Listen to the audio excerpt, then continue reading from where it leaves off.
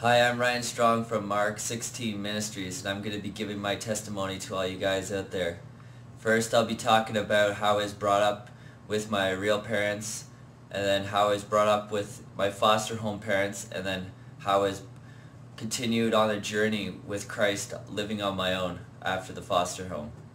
So first, I'm just going to talk about my parents and my relationship with them and how I was brought up with them.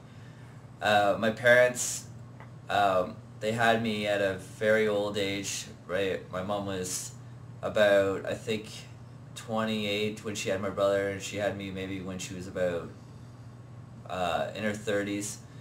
My dad was about 18 when he got married, and he was about the age of maybe 22, 23 when my mom had me.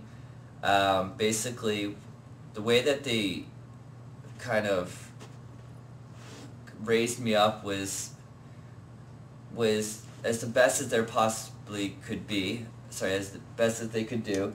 They didn't have really much school education. Probably the highest they had was probably maybe grade 9, grade 10. That was at most. So they just tried on their own. They felt like they didn't need school after that because they can live out on their own. But really we do need schooling as much as possible to live. Basically, by the time I came up to the age of maybe 7 or 8, it started getting a little bit bad in the house. They've always been drinking a lot of alcohol, smoking, not drugs really until later on. Basically, by the age of 12, I was influenced into pornography more. I started masturbating at the age of 12 with my friends as they influenced me, and it just became just this big huge cycle for me. I could not get rid of it. I was unsatisfied, and my parents didn't really help me defeat it. They kind of just let me be, try to do everything on my own. Yeah, I was just caught up in the cycle of sin. My parents couldn't help me because they had their own sin to deal with. They were just so caught up in their own problems that they couldn't really focus on what I needed help with. My dad worked full-time. My mom didn't work at all. Basically, she got money from the government. She used to work, but she didn't, so she was basically just a mom that would be at home just taking care of the kids. My dad worked as much as possible. He would come home late. Wouldn't really spend a lot of time with us, but we would try to spend time with him as much as possible if we could. And then basically my mom died August 27th, 2002 from breast cancer, which was really sad. I was really heartbroken. Basically, I fell into a little bit of depression. My friends could not tell that I was depressed, but really I was. My dad had to abandon me because he could not take care of the bills. He could not take care of my brother and I together. So he took my brother instead of me, and I went to live with my grandmother that had Alzheimer's and my uncle that was an alcoholic. So I moved in with my grandmother for about 5 months.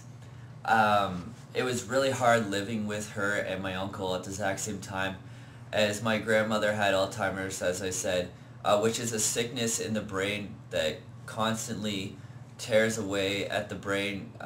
People forget things, people forget who they are, people forget most of the time to wake up, and that's what causes them to die.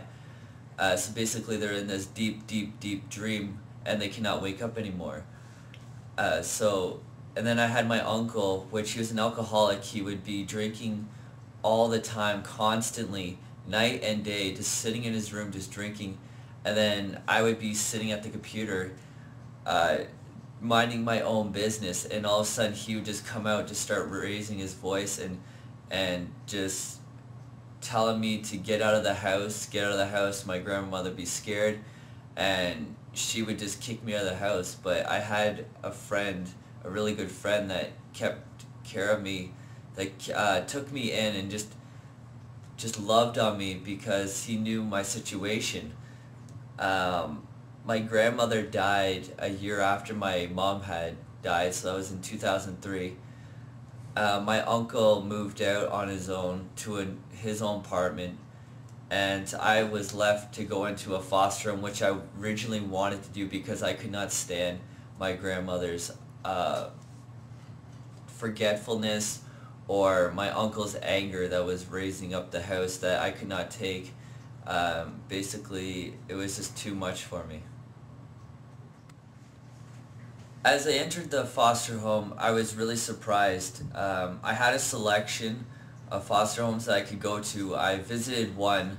I was thinking about it. It was with a colored family, a black family. I didn't mind who they were. I just kind of wanted just to get into someplace safe because I was really just freaking out.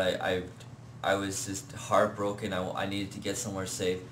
But then I visited another house with two foster parents that were two guys.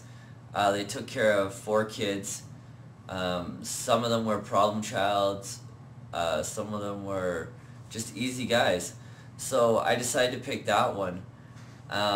They raised me up very well. They disciplined me well. Even if I did not like it, they did it. Basically, I had chores to do. I had tasks. I had to go to school. And it was really awesome. And I just thanked them that they did that because I wouldn't be a man like I am today if it wasn't for them that took part in taking the time and to raise me up properly. Because with the family, with my real family, they never had the discipline to do that to me. So I just thanked them for that. And in the foster home, it's not really all that bad actually. You get chores. You do so you get money for chores each week.